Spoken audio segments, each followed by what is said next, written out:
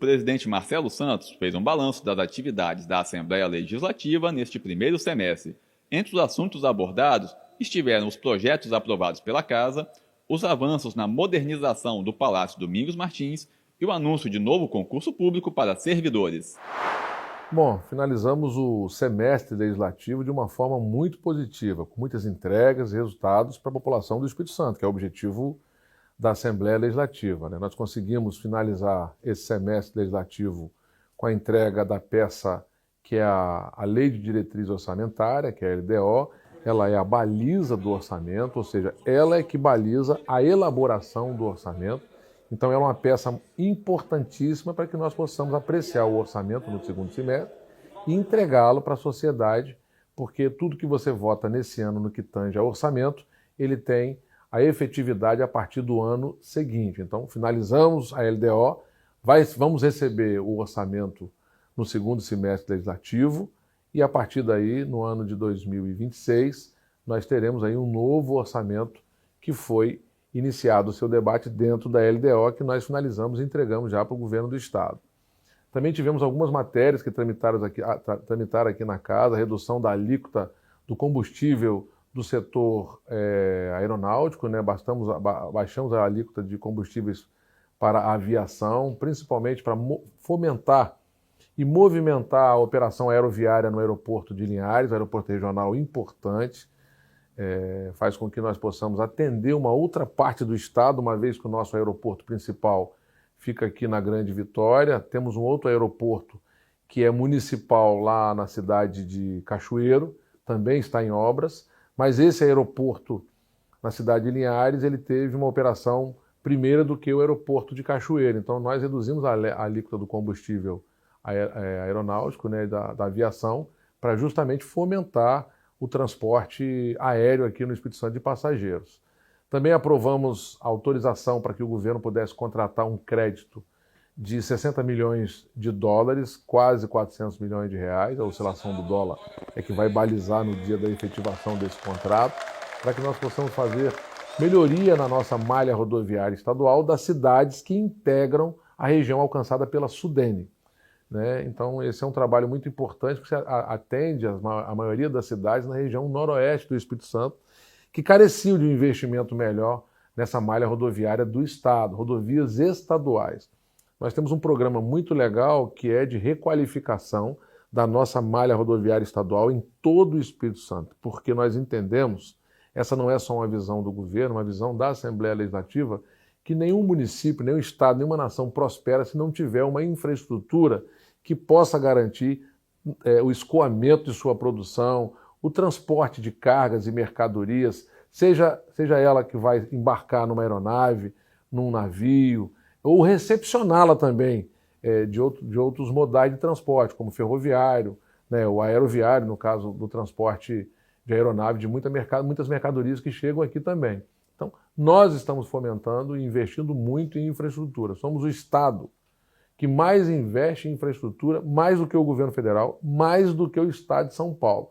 É um peso muito grande no investimento em infraestrutura. São 20% da nossa receita. O que o Estado de São Paulo investe, se não me falha a memória, são 6%, o governo federal é muito menor do que isso. Então, demonstra claramente que nós somos um Estado pequeno, população pequena, que produz, mas não consome, mas que garante com que a nossa produção, com que a estrutura estadual, principalmente a estrutura viária, ela seja uma estrutura com qualidade, segura e que atenda a todos, né? Do homem, a mulher do campo, do empresário, que movimenta, por exemplo, o setor de rochas, que foi agora alcançado por essa taxação dos Estados Unidos, e que utiliza a nossa malha rodoviária estadual, acoplada à malha rodoviária federal, e que nós vamos dar uma condição melhor dentro da estrutura do Estado. Então, essas são algumas ações que nós promovemos aqui dentro da Assembleia Legislativa, finalizando esse semestre legislativo. Não lidero sozinho, é uma liderança compartilhada, né? Eu lidero com os meus colegas deputados, com os colaboradores da Assembleia. Esse projeto, por exemplo, do arranjo produtivo, ele é coordenado, a liderança é nossa na presidência, mas ele é coordenado pela Secretaria da Casa dos Municípios, a secretária Joelma, mas com o apoio de todo o plenário, todos os deputados e deputadas e servidores que trabalham ligados direto ao arranjo produtivo. Mas também tem o apoio consolidado do governo do Estado, que é quem coloca o recurso junto à ADERES, e a partir dela a gente consegue implementar esse projeto tão bacana que foi premiado nacionalmente. O arranjo produtivo, eu faço sempre questão de frisar de que ele não é só entregar uma muda, não é só entregar um calcário, não é entregar uma estufa, por exemplo, no plantio do morango, não é entregar só o macacão para quem está lá na apicultura ou uma caixa d'água para quem está lá na hidroponia. Não, é conhecimento. O conhecimento ele vai muito além de uma muda, muito além de um calcário que visa tirar a acidez do solo. O conhecimento é ele que vai fazer o agricultor, em especial da agricultura familiar, produzir mais e melhor e com menos. E aí nós chegamos, além do conhecimento e do acompanhamento dessa produção, com a diversificação. Aí chegam as mudas. 4 mudas diferentes daquilo que ele já produz na sua terra. E esse acompanhamento dos nossos técnicos que é fundamental. Além disso, nós também levamos ali uma coisa muito bacana, que é a preservação do nosso meio ambiente, principalmente das nascentes. Esse é um viés muito legal do programa Arranjo Produtivo. E também tem um outro viés, que são das parcerias, que é com a ADERES, como eu disse no começo, e com o SEBRAE, que eles nos auxiliam, por exemplo, por que o produtor está produzindo aquele tipo de fruto, para quê e para onde, vai comercializar em qual área, qual região e qual é o volume de produção. Então entra o SEBRAE para capacitar eles, principalmente para introduzir o que eles produzem no mercado. Mas só introduzir no mercado não funciona, então a gente certifica pequenas agroindústrias, porque é um conjunto de produtores que não só produzem, por exemplo, café, mas também produzem ali linguiça artesanal, produzem biscoito, produzem outros produtos que acoplado ao que eles produzem no campo, fazem ampliar esses produtos à sua receita, melhorando assim a sua condição de vida, dando condição melhor na família, inclusive para os seus filhos, para os seus netos, e ao mesmo tempo evitando o êxito rural, porque é um incentivo para que a família continue ali produzindo. Essa alta do café, por exemplo, mesmo que tenha oscilado um pouco, ela estimulou a ampliação da produção de café. E aí o arranjo produtivo vai lá e leva conhecimento para que ele faça uma produção maior e melhor e com menos. Além de nós certificarmos pequenas agroindústrias, também nós damos uma consultoria para que eles possam também constituir associações. E aí você faz associações de pequenos produtores, você consegue, nessa produção pequena, ampliá-la, porque é um conjunto de produtores, e ao mesmo tempo fazer um volume maior de vendas para um dito mercado. E aí entra o SEBRAE para mostrar para ele como é que eles podem produzir, juntando as forças e a produção que eles fizeram, e para qual mercado vender. Então, é um projeto muito bacana, porque ele não entrega apenas a muda. É muito frio você falar que entregou X número de mudas ou que investiu X milhões de reais. O nosso objetivo é saber que nós fizemos uma mudança muito bacana na vida dessas famílias, que são camponeses, mulheres e homens que trabalham em pequena produção, numa pequena propriedade, mas que tem uma qualidade danada esse fruto que eles produzem. E é esse fruto que é colocado aqui na nossa mesa, a mesa aqui na Grande Vitória e até fora do Espírito Santo. E essa qualidade melhorada é o que nós temos de melhor no arranjo produtivo. Então nós ganhamos um prêmio nacional por conta disso. Nós fizemos aqui uma escola de formação política para jovens, porque também um bocado desses jovens que participam nessa escola de formação, eles são integrantes da agricultura familiar, são filhos de homens e mulheres que produzem esse alimento lá no campo. E nós tínhamos uma expectativa de uma participação muito mediana, por conta do distanciamento dos jovens, por exemplo, e seu interesse na política. O que nos causou uma grande surpresa é que nós tivemos aí mais de 700 inscritos para a aula inaugural, que eu tive a oportunidade de ministrar, e, ao mesmo tempo, mostrar para esses jovens que o objetivo não é só que eles participem da política, aliás, não é o principal tema, é para que eles possam conhecer a importância da política na vida deles, o papel de cada um na sociedade, na composição dos poderes legislativo, executivo e até do judiciário. Qual é o papel do vereador, o papel do deputado, qual é o papel do deputado federal, do senador, mas também qual é o papel do prefeito, do governador, do presidente da República na vida das pessoas, nas cidades, no estado e na nação. A partir daí mostrando como é que você consegue fazer uma gestão moderna, eficiente, com uma capacitação melhor do gestor. E aí vem a gestão pública, as políticas públicas que são aplicadas nas cidades, que são aplicadas no estado, que são aplicadas no país e aquelas que não acontecem.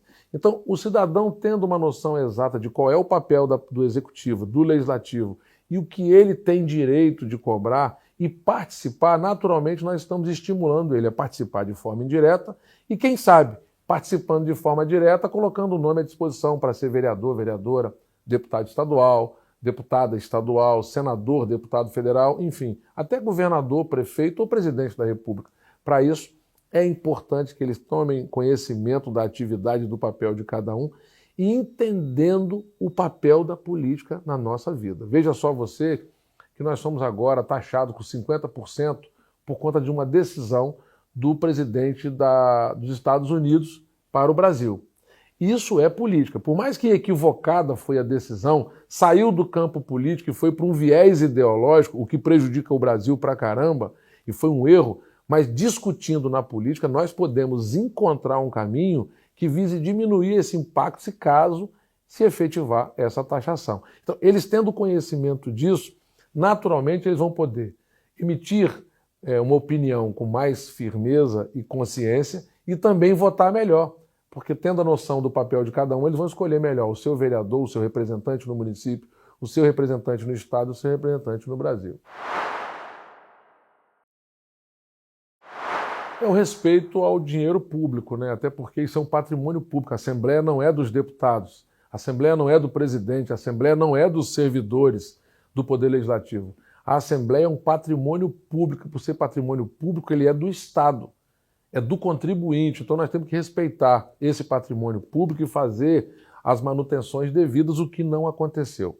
Então nós tivemos que fazer uma intervenção um pouco mais severa, fizemos uma modernização muito bacana no prédio legislativa, onde ficam os deputados, ficam as comissões, e é importante que você saiba a importância das comissões no debate do dia a dia.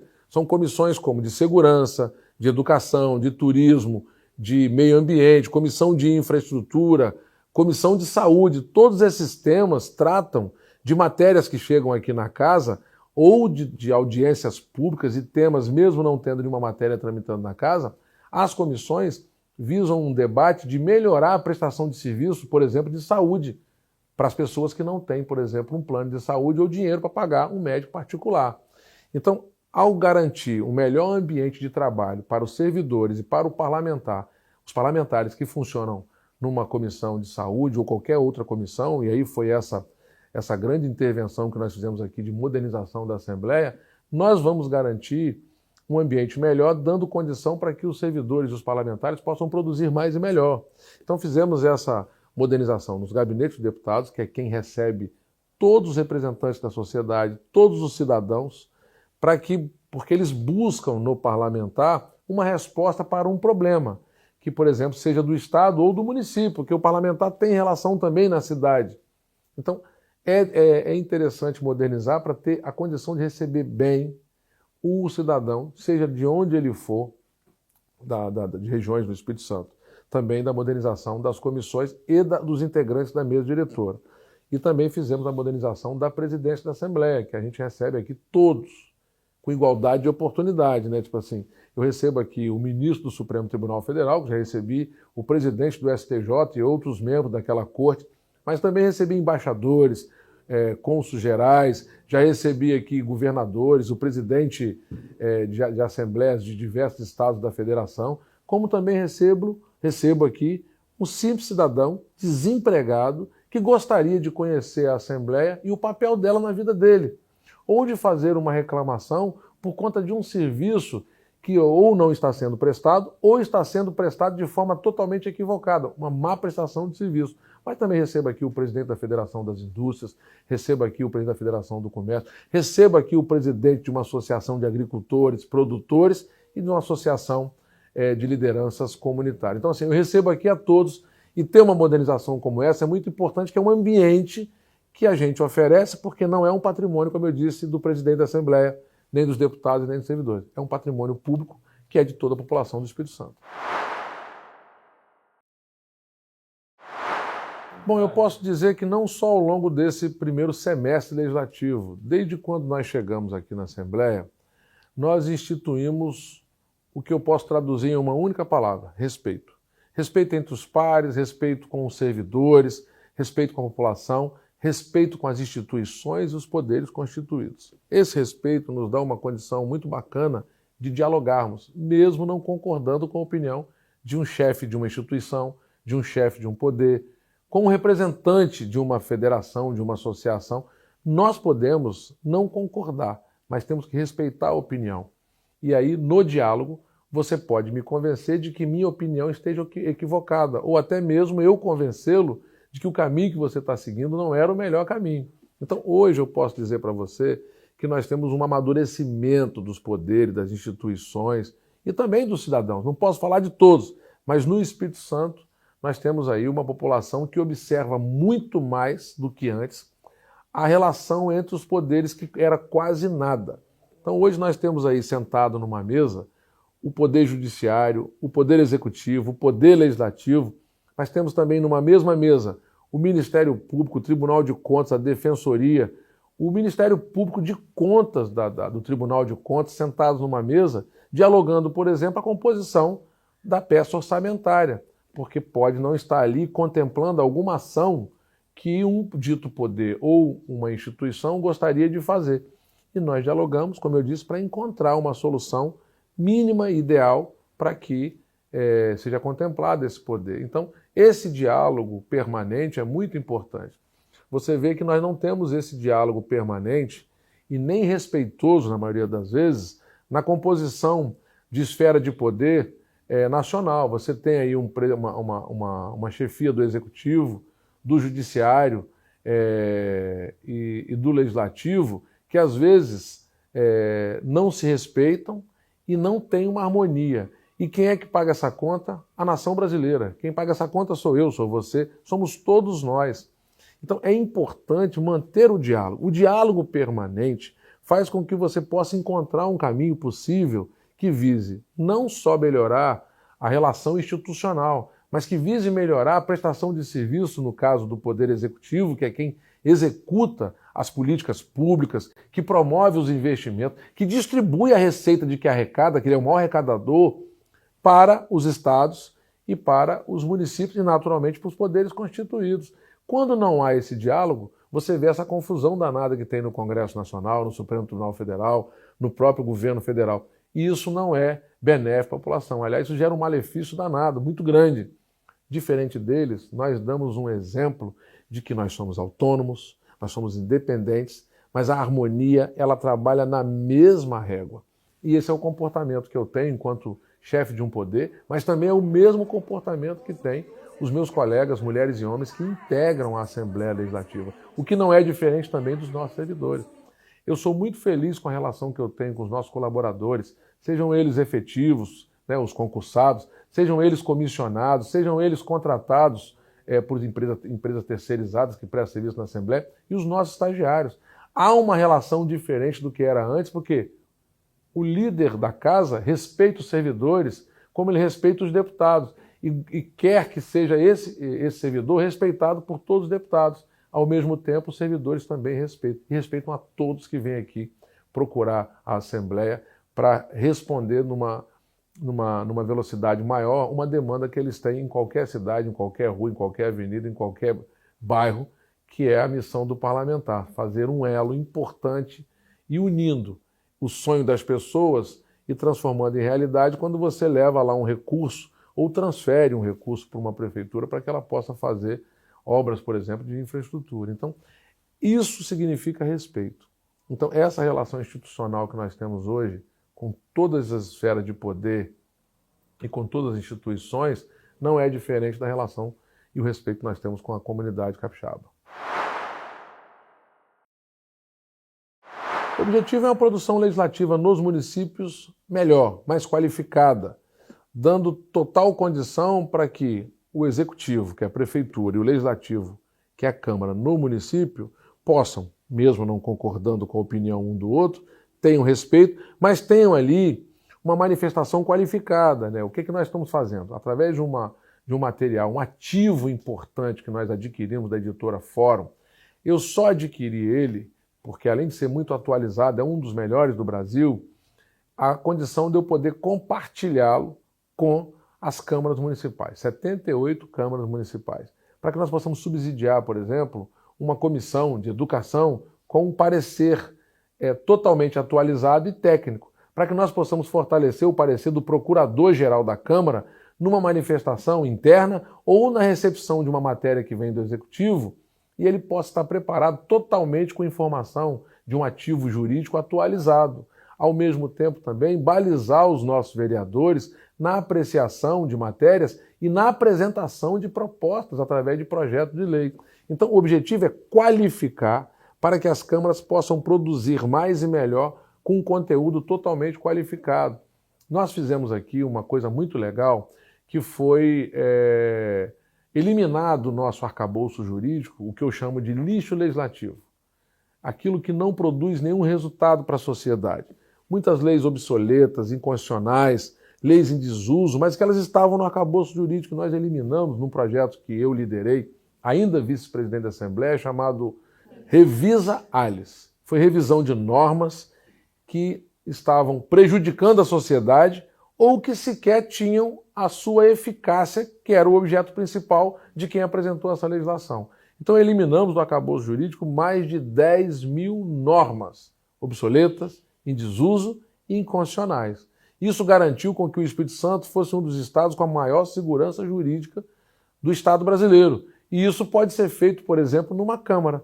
Para tal, ela precisa ter um ativo jurídico atualizado para que eles possam acompanhar e se modernizar ainda mais e, quem sabe, eliminar do arcabouço jurídico no município um bocado de norma inconstitucional, em desuso e obsoleta.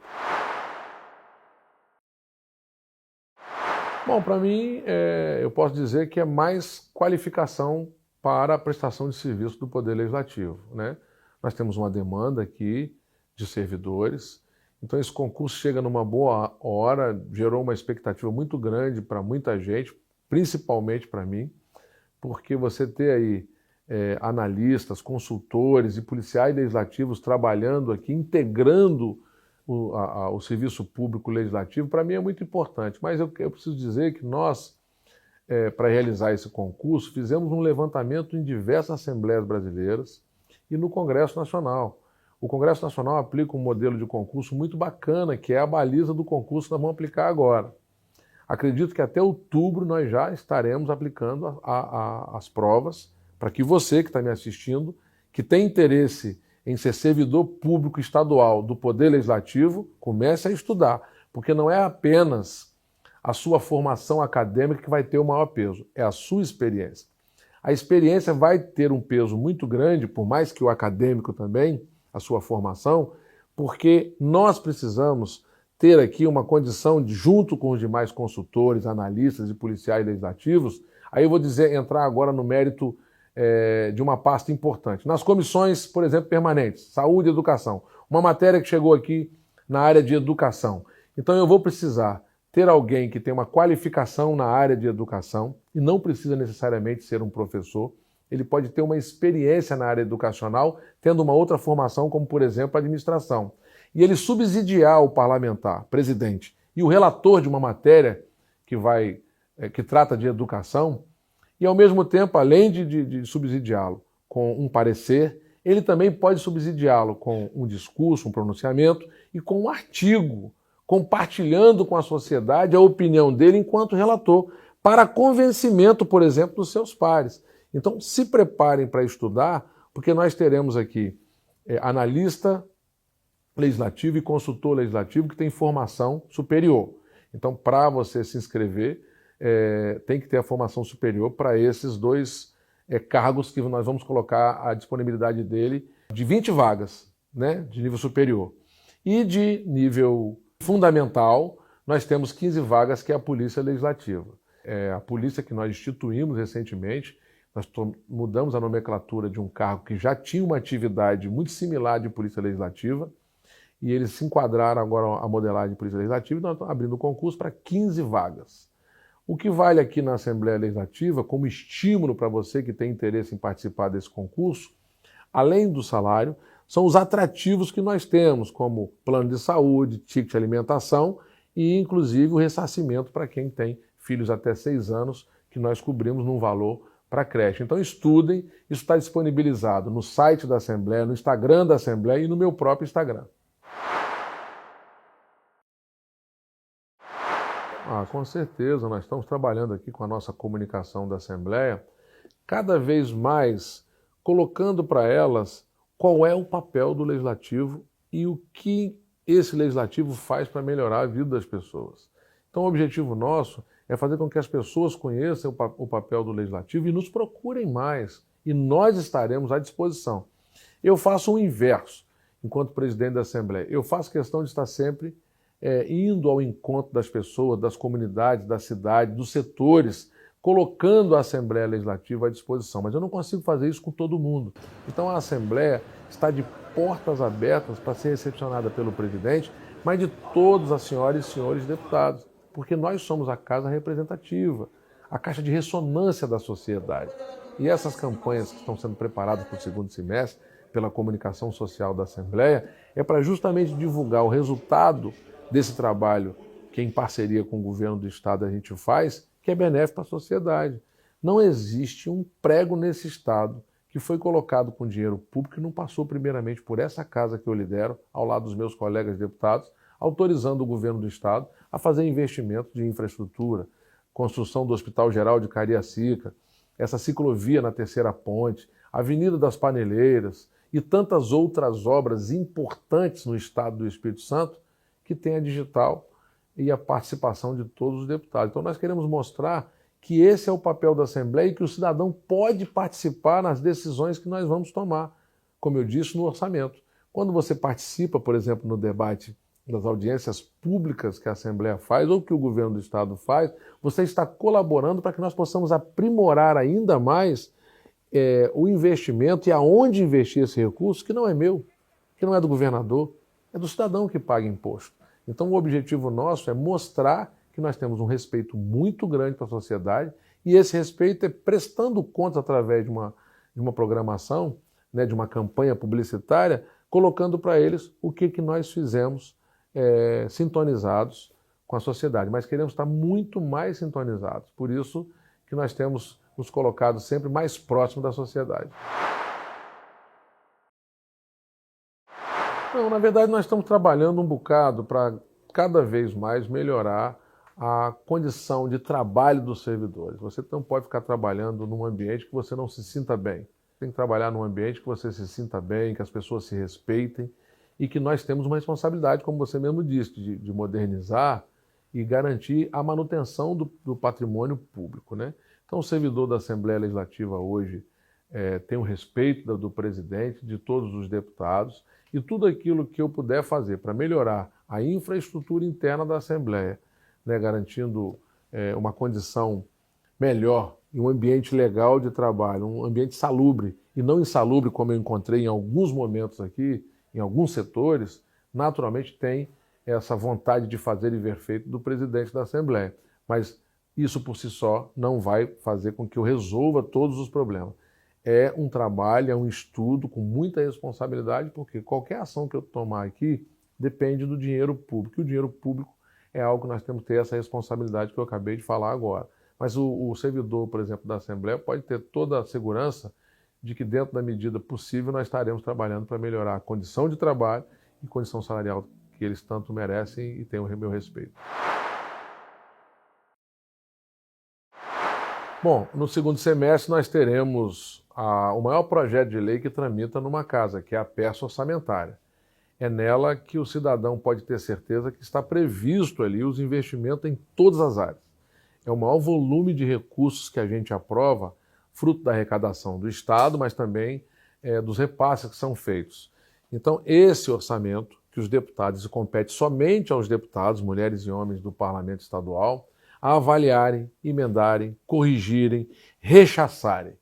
E aí o nosso objetivo único é, ao lado do povo do Espírito Santo, com o objetivo de melhorar ainda mais os investimentos públicos nas cidades e a prestação de serviços que o Estado pode oferecer, como a construção de uma rodovia, a reabilitação de uma rodovia já existente com um piso totalmente precário, a construção de uma nova unidade de saúde, ou a transferência voluntária, que significa transferir recurso para uma prefeitura para que ela possa, por exemplo, fazer o recapeamento de uma via que corta a principal avenida do bairro, ou construir uma nova avenida que não existia ou existiu tempos atrás e hoje totalmente precária, o Estado pode transferir. Então, é essa peça orçamentária que vai chegar possivelmente no final do mês de outubro, início de novembro, e que nós votaremos ela no mês de dezembro, contemplando assim investimento na saúde, na educação, na segurança. E quando eu falo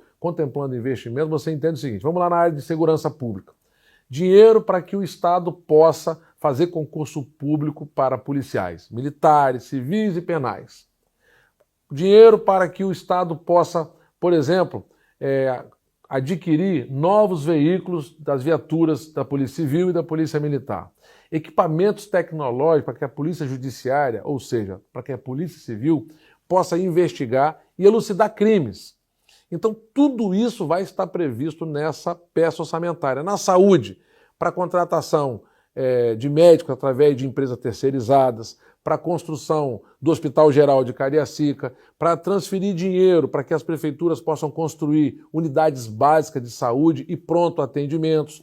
Na área de educação, para que nós possamos contratar mais servidores na área de educação, para que nós possamos ampliar a unidade de ensino, seja na competência do Estado ou na competência do município, para que nós possamos melhorar a área de turismo, colocando ali sinalização vertical, horizontal, ou seja, sinalizando as vias, seja num pavimento, ou colocando placas indicativas que aquilo ali é um monumento histórico, que aquilo ali é o Parque do Caparaó. Enfim, tudo isso vai estar previsto nessa peça orçamentária, que quando o governo manda para a Assembleia, somente a Assembleia pode votar, aprovar ou rechaçar.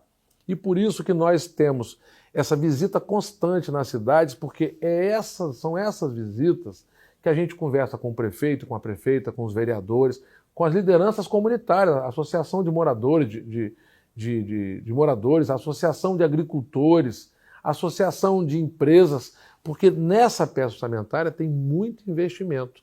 E esses investimentos eles vão ser votados agora no segundo semestre desse ano de 2025, com os efeitos e a sua prática para o exercício 2026. Então, esse projeto de lei é o maior projeto de lei que a gente avalia e votamos no plenário. Para vocês terem uma ideia, no ano passado, no ano de 2024, nós votamos o orçamento que está sendo aplicado, tudo que está sendo feito pelo governo do Estado, que ele faz ou que ele transfere para o município, foi votado em 2024. Esse orçamento que eu pautei, que meus colegas votaram e que nós devolvemos para o governo autorizando a ele fazer esse bocado de investimento que ele faz nas 78 cidades capixabas e ele por si só executa, foi da ordem de 30 bilhões de reais. 30 bilhões de reais. É uma responsabilidade muito grande. Por isso que eu chamo a atenção do cidadão, para que ele possa conhecer mais e melhor o papel e a atividade parlamentar e como isso impacta na vida das pessoas. Uma peça como essa, um parlamentar, pode tirar, por exemplo, através de uma emenda, e se o plenário aprovar, investimentos na área de saúde. Talvez esteja previsto lá 1 bilhão de investimento na área de saúde, ele pode cortar e deixar só 500 milhões e colocar os outros 500, por exemplo, na área de segurança pública. É isso que a sociedade quer? Então, por isso que a gente ouve a sociedade durante o ano inteiro, para quando chegar no final do ano, quando essa peça orçamentária chega, com esse sentimento apurado que nós temos, a gente vota a peça orçamentária ou a gente corrige ela, dizendo o seguinte: olha, tem muito mais dinheiro aqui no turismo, nós vamos colocar um bocado desse dinheiro do turismo, tirar ele e botar na educação.